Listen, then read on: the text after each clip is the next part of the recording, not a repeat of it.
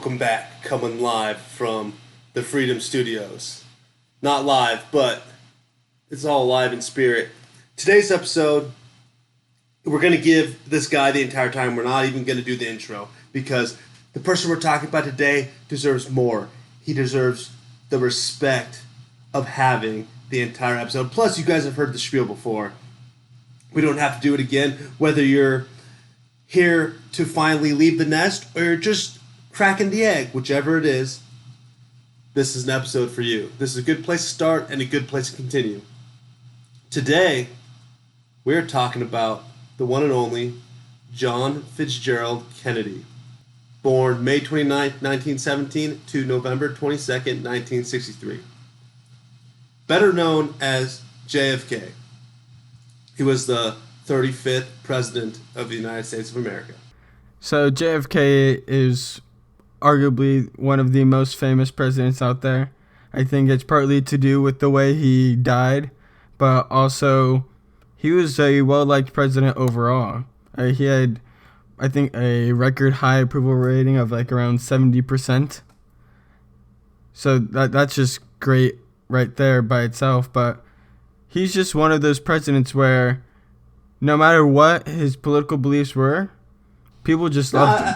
He was just a likable guy. I think it's more than that. I mean, when we'll learn about presidents, you hear about, we'll talk modern day, you hear Donald Trump, you think conservative, you hear Obama, you hear Democrat, then you even go back, you have, some lesser polar opposites, you have Bush and you have Clinton. But when you hear JFK, I don't even think politics. I don't even think sides. You know what I think of? I think of space exploration. I think of Cold War. I think of, for some of you, Marilyn Monroe. Whatever it is, you're not thinking of politics. You're not thinking of sides. You're not thinking of, divisive culture. You're thinking of JFK, the man, the legend. And I think just his legendary status kind of speaks to the nature of his life. And as we will show you throughout this episode, it wasn't just a fluke. He actually lived that type of life. He actually pushed to those limits. And he actually deserves the respect of every man and every woman and every child in this country, in this world, despite whatever political views he had. Well, so before we go on further in the show, I just want to ask Mason something. Do you think the Marilyn Monroe thing's true? Is that proven? It was definitely proven. Or is that just still speculative? 100%. I mean, you don't have a girl like that going and visiting the White House for no reason.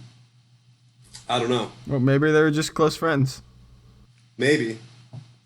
Yeah, you're right. I mean, there's a chance. It's interesting, It's interesting. I think the Kennedy family, it's more than just JFK. JFK is, the face of it. But when you look at the entire family, it was interesting. There's different views. You have, the success side of it. And then you have, like, the conspiracy side of it. And I think, some people might have opinions. But overall, I mean, it was an intriguing family. And regardless of what you think of them, they were devoted to this country. They were devoted to, at least trying to help this country in whatever perspective that they thought was right. It's intriguing. And you still hear about them today. I mean, we talked about it in our last episode. Arnold Schwarzenegger married a Kennedy, and that was like one of his highlights. Just the Kennedy family in and of itself has prestige. And I wonder why. Is it all JFK? Is it more? Is it less? We'll dive into it throughout the episode. Yeah, so now we're just going to talk about JFK specifically. He grew up rich. He was born with money, but he could have just stopped and hung out as just one of the rich kids, but he did a lot in his life. He went to Harvard. He graduated there in 1940. He was a Navy officer during World War II. And he spent less than 3 years as president, but everyone still knows his name. He did a lot in his life other than just be rich. You're missing. So this is the point, I think. One of the points we're trying to make is this man was so successful that, something that Nick failed to mention was that he wrote a book called Profile in Courage that won a Pulitzer Prize. So that was so small in the wake of his success that Nick failed to either know that it happened, or, which that's probably the case, or just that it was too small to even mention. I don't know, Nick, which was it?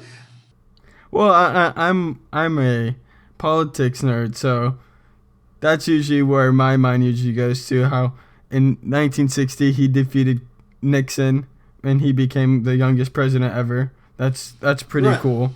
He was a House of Representative. He was a House of Representative in Massachusetts for about 6 years. Yeah, it's interesting though. It's interesting that this man was so successful that things that some of us could only hope to ever achieve aren't even mentioned in the list. It's wild, and it's inspiring. Yeah, so we're gonna quickly talk about how he passed away. He was assassinated by Lee Harvey Oswald, as hopefully most of you guys know this. Hopefully it's common knowledge. And then Lee Harvey Oswald was killed by Jack Ruby, who was like a nightclub owner. But that's what a lot of people think of first when they hear JFK, is the way he died. And just other presidents have died before or been assassinated or attempted assassinations. I just don't think any of those are actually like ingrained in your head as much as this is, Like JFK really left a mark on history. He did. He did. Even though he was president for just 3 years. Right, and I think a lot of people don't realize that. I mean, let me full disclosure here. I didn't realize he was only president for 3 years because of the legacy he left. I thought that surely he must have been in his second term or something along those lines, but that's not the case. It was less than 3 years. It was quite amazing, and I mean, I think Nick touched on it, but he didn't have to be a politician. He didn't have to be president. He was already successful. He was already a prominent military officer. He already, they had a successful family business. He'd already done a lot of things that he could have hung his hat on. But no, he wanted to do more. He wanted to go into politics. He wanted to become president. It's interesting how much he crushed life. And I think the point is, as you connect it back to Principles of Freedom and Power, is that, it wasn't a single decision. He didn't just wake up one day and say, I want to be president, and then dusted the Cheetos off his chest and got up, put on a suit, shaved his beard, and went out and became president. It wasn't that. It was a lifestyle. He had been working his entire life for it, whether it was him at Harvard, him traveling the world, him trying to learn new cultures, trying to learn new ideas. He was fascinated with politics. He was fascinated with economics. Whatever it was, he lived a lifestyle of success. So when the opportunity fell on his lap of, hey, be a prominent politician and then run for presidency, he was willing and ready to accept because he had already set himself up with the lifestyle, the credentials, and already put in the work necessary to go to new heights. Yeah, exactly. And like you said, he didn't need to become president or go into politics at all. But that decision probably wasn't an easy one. And just think about the challenges he had to go through while being president. He was president during the Vietnam War, the failed Bay of Pigs invasion to take down Fidel Castro. He rejected an operation to orchestrate like a false flag attacks on the U.S. just to gain public support, and he denied to do that. And most famously, the Cuban Missile Crisis. He had to put up with a lot of stuff that he probably didn't need to in his life. He didn't need to go into politics and have to deal with all that stress. He just took the challenge of doing it and ultimately wanted to better people's lives. Right. It's very interesting because you look at people that, I mean, there's those jobs out there that you're training for a catastrophe, right? Where, your job is a certain way for most of your career, but then every now and again you'll come across extreme situations, whether it's you're in the military and you're training for a war, or you're a police or fire and you're training for that day where you're going to be asked to do something incredibly risky, incredibly extreme. Whatever it is, these people, mostly service jobs, they spend their lives training for the moment where they have to do something crazy, where they have to expend all their energy and focus on all of their training that they've done throughout their lives to make sure that they win in that situation. And then you look at someone like JFK and his presidency. It was time after time after time that he faced a major crisis. He faced an impossible decision. And regardless of what you think his decisions were, whether you think they were right or wrong, you have to respect the fact that there was president after president after president before him and after him that never had to even be faced with some of the decisions that he had to make, all in less than 3 years. It's really quite amazing.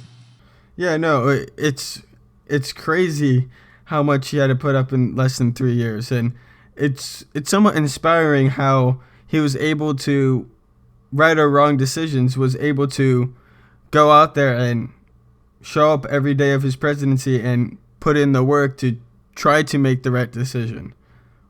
Hopefully he was trying to make the right decision. And I don't know, I think our listeners should be inspired by it. They should be looking for challenges in their life and trying to face those challenges, not trying to let little speed bumps stop them from pursuing what they're pursuing.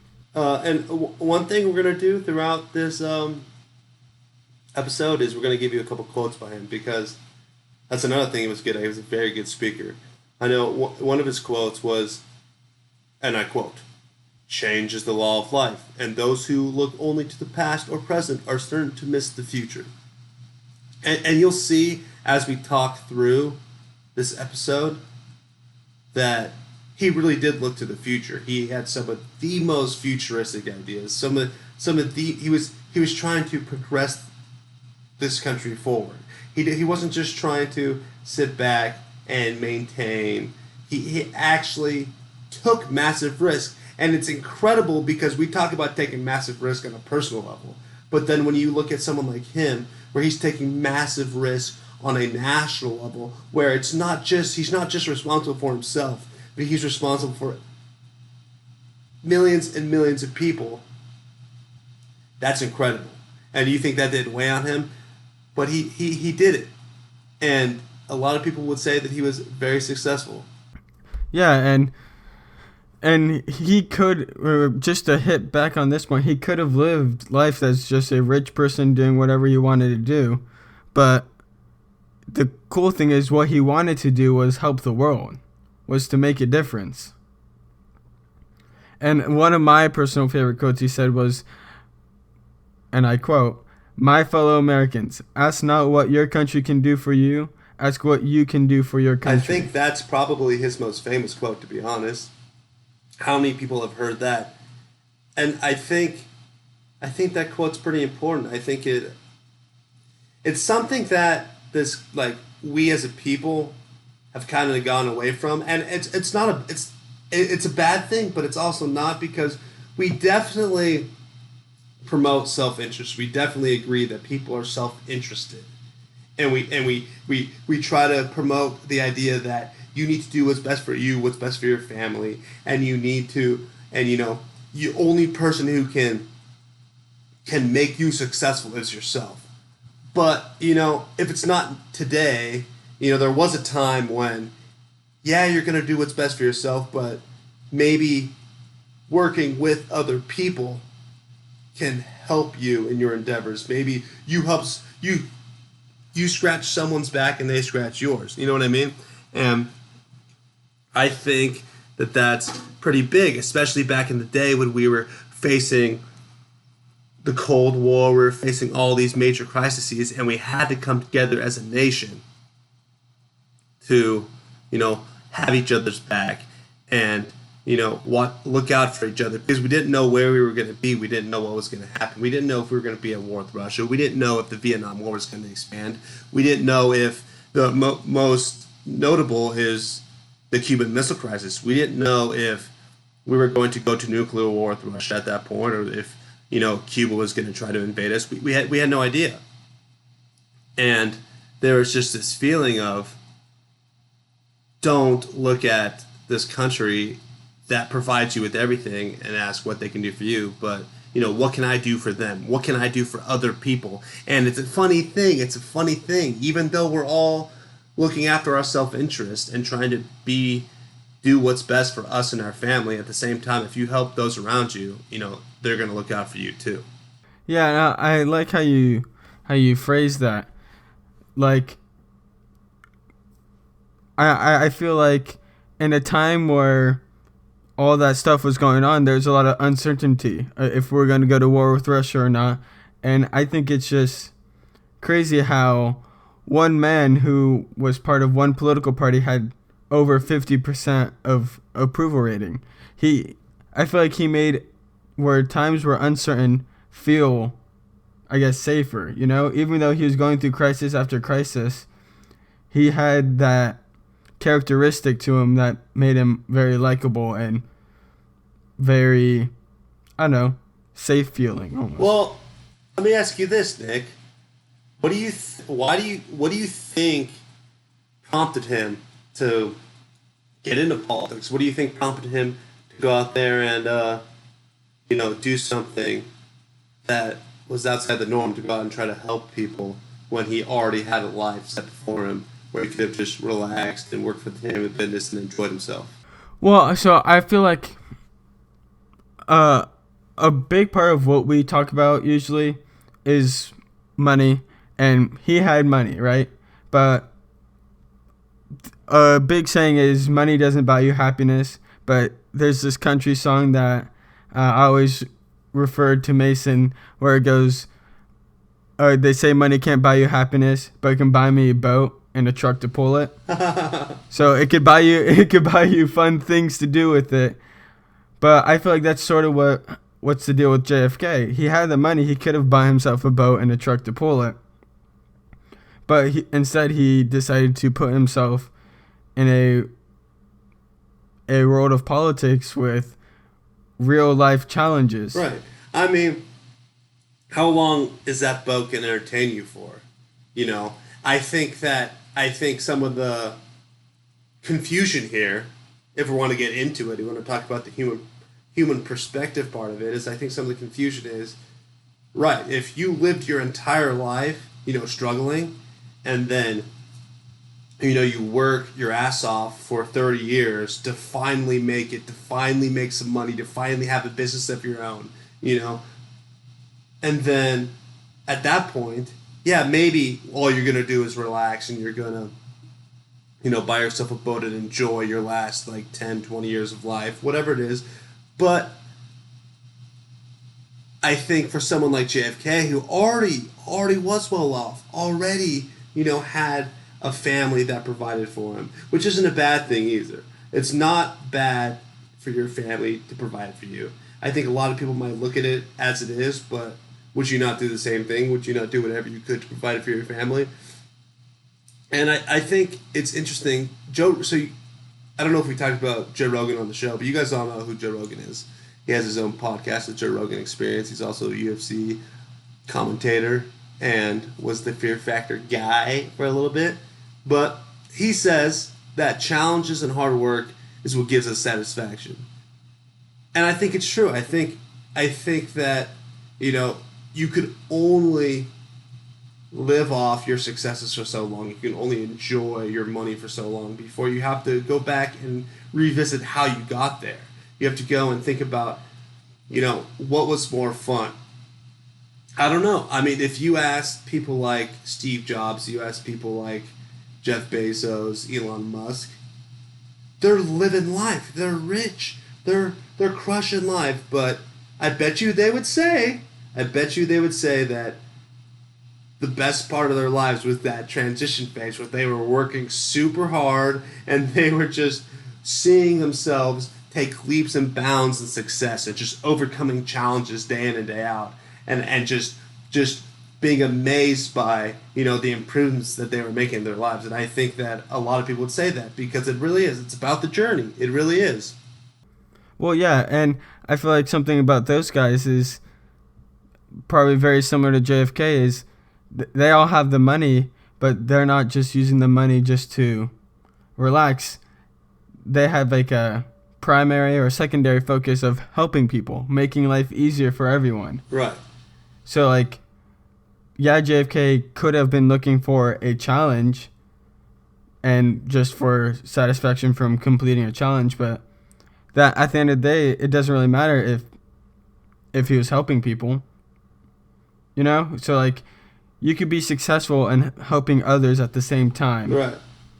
And I think another interesting part is you see all these successful people and they have a spark. You know what I mean? They have this fire inside of them that makes them want to continue to grow and to innovate and to create new things. You look at Elon. Elon's goal is to make the human race multiplanetary.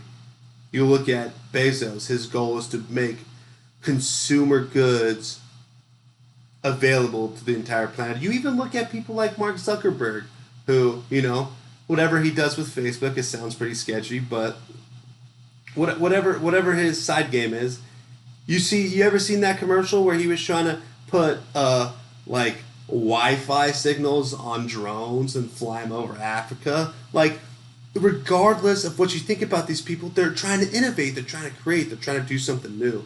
And it's insane and it's inspirational. And, we can't lose sight of innovators. It's cool to make money in regular society. It's cool to open a new investment firm. It's cool to, open a bank. It's cool to try to open your own retail store, make money. Good for you. There's nothing, no one has any problem with that. Look out for yourself. Look out for your family. But there's something more when you look at these people that are trying to create new things, trying to bring inspiration to the world. And I think that's one of the biggest things that JFK did, is because when you look at JFK, I'll just ask Nick, what comes to your mind, Nick, when you think of JFK?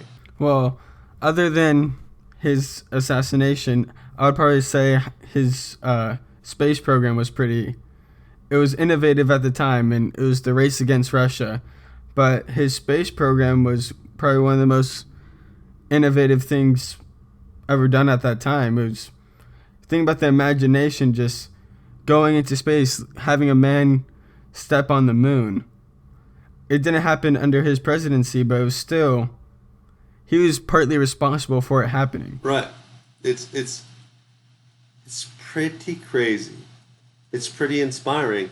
Yeah, and you mentioned Facebook and Mark Zuckerberg, and I just want to throw in a quick little thing. I think we can insert it right here. Remember to go like our Facebook page, guys.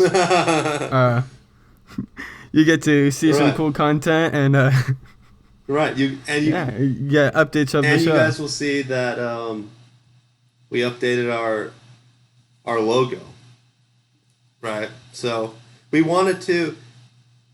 We're still gonna have our old logo because I really like the old Freedom Empowered logo. I like the prestige of the eagle with the red, white, and blue. But we updated it so it's more intellectual. We updated it so that it brings in the 4 pillars of freedom. Freedom of finance, freedom of action, freedom of thought, and freedom of movement. You guys can go check it out. Go check out our Facebook page. But yeah, it's pretty interesting. But thanks for that caveat, Nick. That was worthwhile. But yeah, so we'll talk a little bit more about that space program. And I know NASA's going through some hard times right now, and it's interesting because when you look at JFK. You have to imagine that was expensive. You have to imagine that, when we're at war with Russia, we're at Cold War with Russia, there's got to be some things that people would rather spend the money on.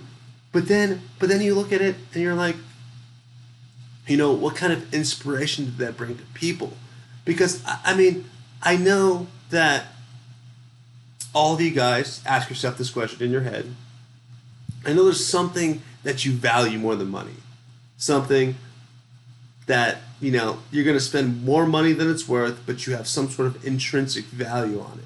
Whatever it is, I don't know what it is. You guys all have hobbies, whatever it is. It's, snowboarding, hunting, fishing, paintings. You look at paintings. How many people spend so much more money on paintings than what it's probably worth just because they have some intrinsic value to it? And I think, what if this idea of the American dream is our country's intrinsic value? What if there's something that money can't buy? What if exploration is something that this country was founded on that, is more valuable than a paycheck? You go all the way back to the beginning of time. You go the beginning of time being the beginning of this country. But you see Lewis and Clark, them going on explorations. You see, if you want to get really nerdy with the history, you see Thomas Jefferson doing the Louisiana Purchase, and how many people said that's not a good bet, that's not a good purchase. Why would you buy a bunch of random land? But it turns out to be the other half of our country. You know what I mean? So I think that exploration and innovation and just, this idea of having a dream, the American dream, and many times is more valuable than money. And a lot of times you won't notice it until it's years down the road, whether it's 10, 20, 100 years down the road. Then you'll realize that, that innovation that we focused on really paid off. Yeah, and it's really like the things that they were doing were really just children's dreams. Like when you guys were younger, how many times did your parents ask you, "Oh, what do you want to do when you grow up?" And half the people would say astronaut, be president, be doctor. And at that time, people were starting to go to space. It was just such a new concept. And it's crazy to think about now, but back then that was science fiction almost. Right. Someone going on the Right. moon. I think we should have an episode just the space exploration, Armstrong. Right. I think that'd be I think a cool it should be episode. on the Apollo 11, Buzz Aldrin, Neil Armstrong. Maybe we go all the way up to Elon Musk. But yeah, we'll definitely have an episode on space. I think you guys will find that interesting. And, that's the key here, is to keep you guys interested. But I just came up with this thought. It's kind of like, I don't know what to think. But, on Freedom Empowered, we try to have the freedom of thought. So you got to have a balanced view of whatever we're talking about. You can't just go all one way or the other. You have to give yourself a rebuttal every once in a while. And I was thinking, JFK has this legendary status. Is it because he died? Is it because, you look at Abraham Lincoln, he died, and he's revered as a president. And then you can even think about not presidents. You look at Bob Marley, you look at Elvis Presley. Are these people given legendary status just because they died? Is it because the people are thinking, what if? Like, what if they survived? What could they have done? Is that where some of the prestige comes from? What do you think about that? You see, I do, and I don't agree with you there. I would have to say, like, for example, Elvis was the king of rock.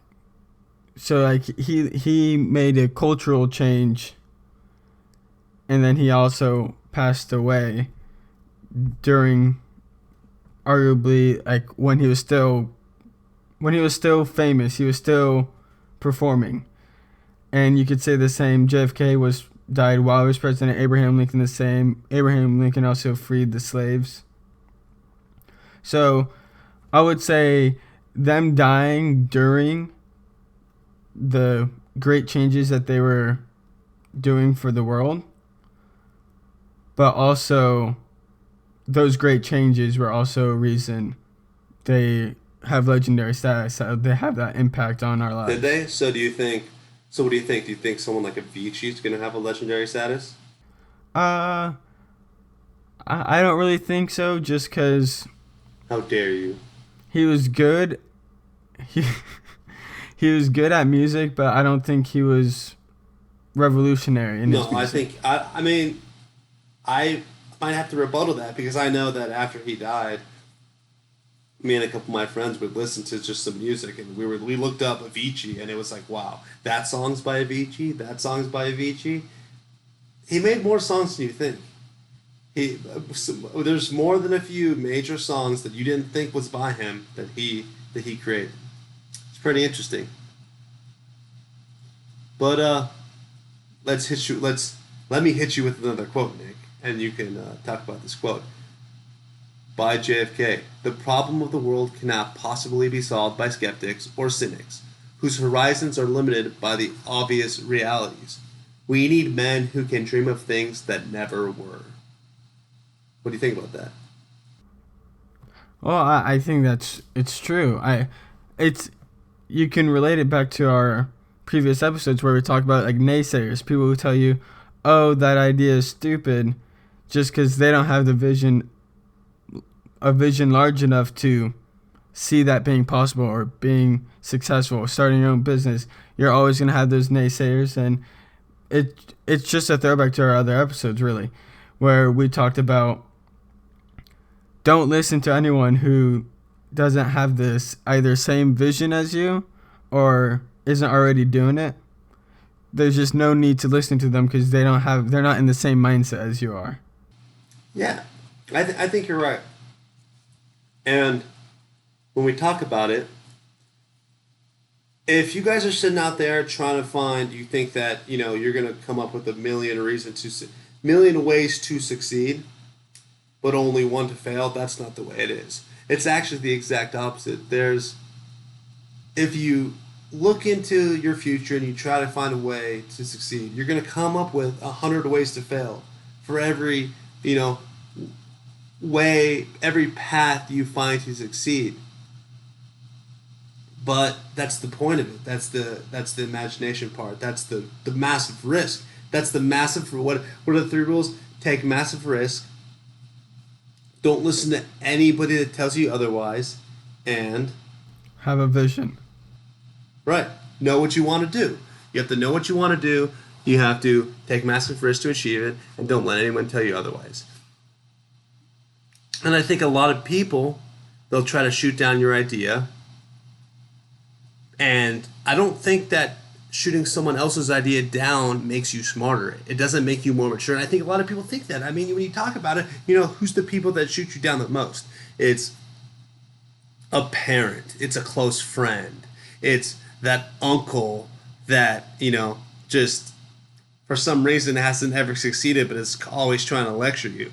It's these people that are older who are trying to act like they're more mature, that they have faced those 100 failures and just been knocked down on their face. So then, therefore, they're cynical and are trying to teach you to don't even try because I tried and I failed. How many of them didn't even try? How many of them just blamed the world for their failures?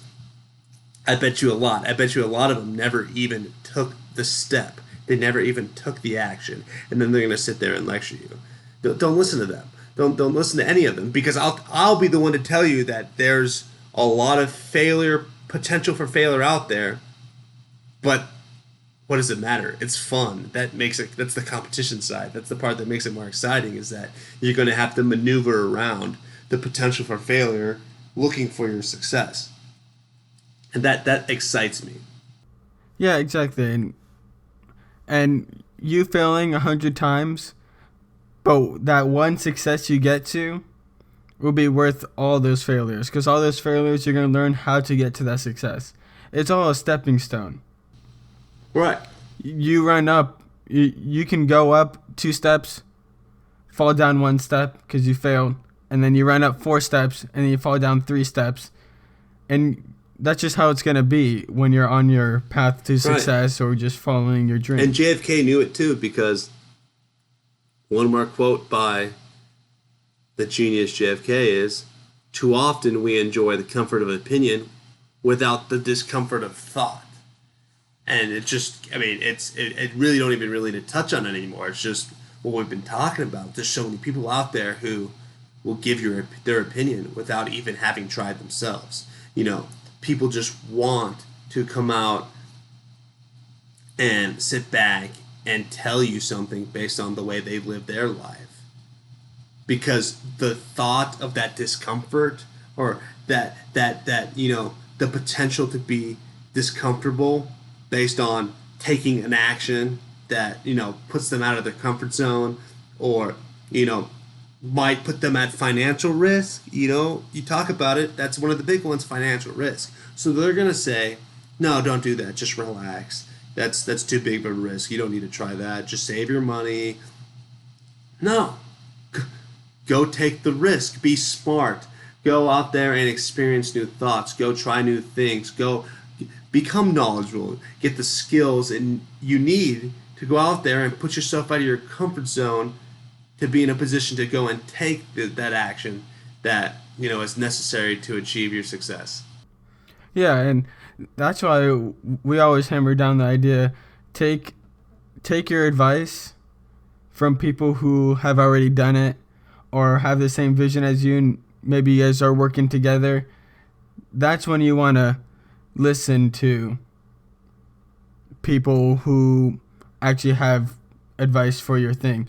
People who want to live comfortably and haven't done anything or taken any risk, if they try to give you advice, take it with a grain of salt. Don't let what they say hold you back. I'd rather you guys go out there and watch The Men Who Built America. It's a History Channel show. I think it's on Netflix.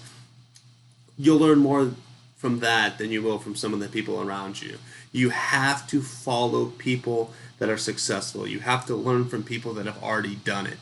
You can't be taking advice from people that have never tried.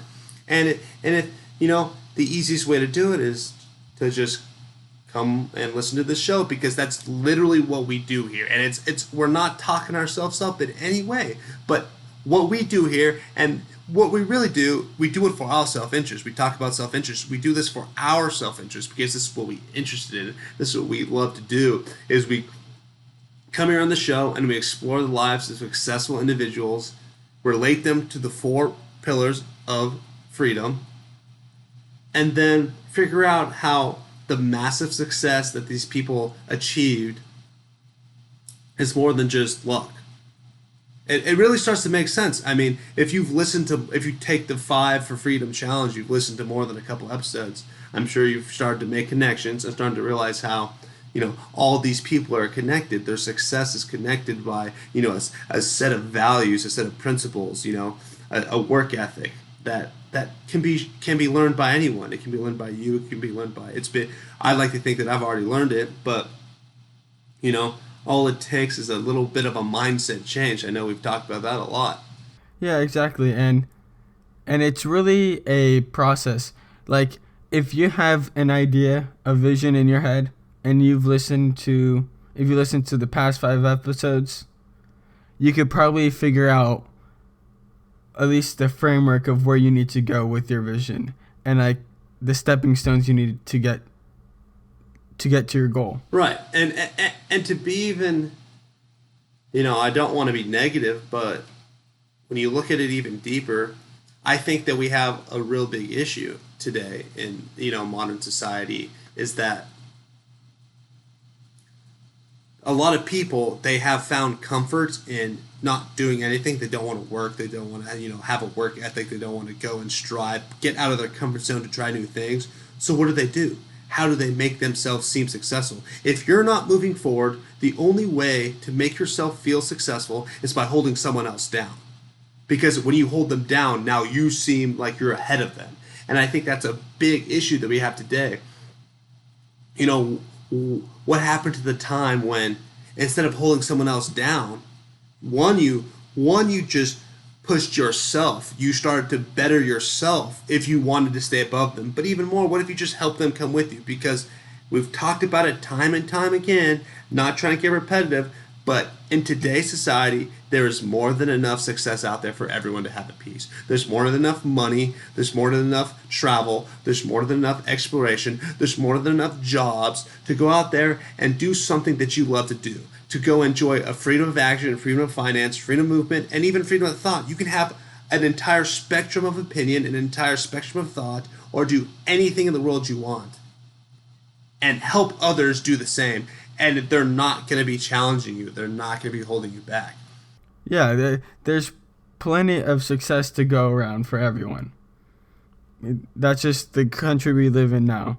Everyone has that opportunity to be successful and pursue their dreams. And what I find, I guess, scary is living a life full of regret.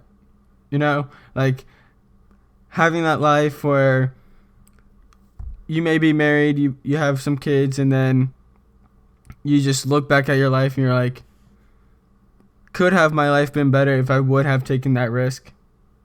If I would have gone through that challenge for the possibility of more success or more happiness, really?